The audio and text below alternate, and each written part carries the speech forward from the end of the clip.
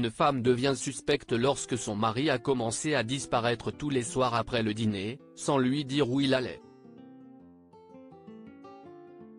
Sally Kemper savait que son mari la trompait.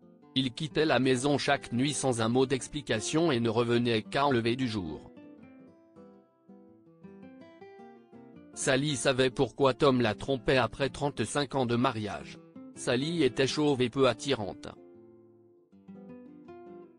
Elle avait toujours été fière de ses longs et beaux cheveux roux, alors quand un jour ils ont commencé à tomber, elle a été horrifiée. Elle pensait que c'était peut-être dû à son shampoing ou au chlore de la piscine où elle nageait. Au fil des années, les cheveux de Sally ont peu à peu diminué de volume, et elle a finalement décidé qu'il était temps de consulter son médecin. Après de nombreux examens, le spécialiste lui a annoncé qu'elle souffrait d'alopécie areata. Ses beaux cheveux ne repousseront pas, et elle les a tous perdus. Sally était rentrée à la maison et a annoncé le diagnostic à son mari Tom. Elle ne pouvait s'arrêter de pleurer, et Tom avait beau essayer, il ne pouvait la consoler. « Je suis laide », a crié Sally. « Regarde-moi. »« Non, tu n'es pas laide », a dit Tom. « Tu es aussi belle que tu l'as toujours été. »« Arrête », a crié Sally. « Je peux voir à quoi je ressemble. J'ai l'air grotesque. »« Je ne suis pas d'accord », a dit Tom fermement. « Mais on peut aller chercher une perruque demain, d'accord ? » Sally s'est apaisée et a accepté d'aller acheter une perruque avec Tom le lendemain. Le shopping s'est avéré être un désastre complet. Peu importe ce que le vendeur lui montrait, ou la perruque qu'elle essayait, rien ne satisfaisait Sally.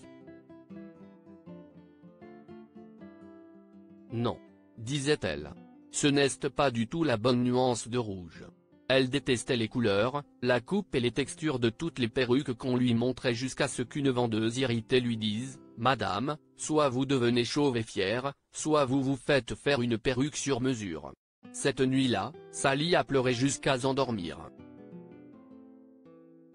Le lendemain matin, elle s'est enroulé un foulard autour de la tête pour couvrir les plaques chauves qui s'étendaient et n'a plus jamais parlé de ses cheveux. Tom essayait parfois de lui en parler, mais elle le faisait taire. Sally a commencé à sortir de moins en moins, et a même refusé de rendre visite à leurs enfants et petits-enfants. « Tu crois que j'ai envie qu'ils me voient comme ça ?» s'écriait-elle. « Je ne veux voir personne. » Sally a même commencé à éviter de faire ses courses alimentaires lorsqu'un jour, une femme a fixé son couvre-chef et lui a demandé si elle était en chimiothérapie. « J'ai l'air de souffrir d'un cancer », a crié Sally. « Tout le monde peut voir qu'il y a quelque chose qui ne va pas chez moi. » « Écoute, Sally », a dit Tom. « Je sais que tu es bouleversée par tes cheveux, mais tu n'as pas de cancer, et tu ne vas pas mourir. Je savais que tu ne comprendrais pas », a crié Sally. « J'ai l'air affreuse et je me sens comme un monstre. Quel genre de vie est-ce là ? » Si est-il le soir suivant que Tom a commencé à sortir après le dîner, et Sally avait trop peur pour demander des explications. Où allait-il ? Qui rencontrait-il ? Ce serait affreux s'il lui disait qu'il préférait être avec d'autres gens. Des gens heureux qui ne criaient pas, des gens qui profitaient de la vie et allaient voir leurs enfants, faisaient du shopping, allaient danser. Des gens normaux. Sally est entrée dans la salle de bain et s'est tenue devant son miroir. Cela faisait maintenant 6 semaines que Tom passait ses nuits dehors, et elle n'avait pas le courage de le défier, d'exiger une explication. Sally a retiré l'écharpe de sa tête et s'est regardée froidement. Puis elle a couvert ses yeux avec ses mains et a sangloté. Elle aurait donné n'importe quoi pour se sentir à nouveau normale. « Sally ?» Elle a entendu la voix de Tom derrière elle et a mis ses mains sur sa tête pour cacher sa calvitie. « Tom, a-t-elle chuchoté. S'il te plaît, ne me regarde pas. Mais Tom lui a tendrement retiré les mains qui couvraient sa tête.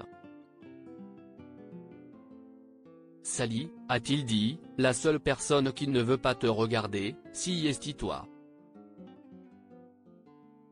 Je t'aime, avec ou sans cheveux. Sally a commencé à sangloter comme si son cœur allait se briser. Tom, s'il te plaît, ne me quitte pas. Je sais que je suis laide, en colère et déprimée tout le temps. Te quitter? S'exclama Tom. D'où te vient cette idée? Tu rencontres quelqu'un tous les soirs, une femme, s'est écriée Sally. Je le sais. La réaction de Tom à son accusation a laissé Sally sans voix. Si est-il vrai, a dit Tom. Je le fais. Depuis 6 semaines en fait, mais ce n'est pas ce que tu crois. Ce n'est pas le cas? A demandé Sally, déconcertée. Tom esquissait alors un sourire sur son visage. Nope, et a posé une grosse boîte ronde devant Sally. Tu te souviens de cette femme qui parlait d'une perruque personnalisée? Tom a ouvert la boîte en grand. Regarde, a-t-il dit en sortant une perruque exactement de la même couleur que les cheveux de Sally, avec exactement la même coiffure. J'ai travaillé avec le perruquier sur mesure tous les soirs. Nous avons utilisé 23 nuances de rouge différentes pour obtenir exactement la bonne couleur. La bouche de Sally est restée ouverte. Si est-il toi qui as fait ça? S'est-elle exclamé. Tom a acquiescé. Eh bien, j'ai aidé. Je voulais que ce soit parfait, je voulais que tu te sentes bien dans cette perruque. Sally a ramassé la perruque avec des mains tremblantes. Oh Tom, a-t-elle chuchoté. Si est-il si beau. Et avec l'aide de Tom, elle a mis la perruque faite à la main. Elle était vraiment magnifique, mais ce qui faisait briller Sally, c'était son sourire. Je me ressemble à nouveau, Tom, a-t-elle dit. Sally, a dit Tom tendrement, tu as toujours eu l'air de la plus belle femme du monde pour moi. Que pouvons-nous apprendre de cette histoire?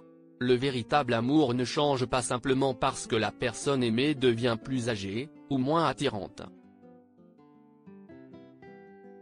Tom aimait Sally comme elle était et il voulait désespérément qu'elle se sente mieux dans sa peau.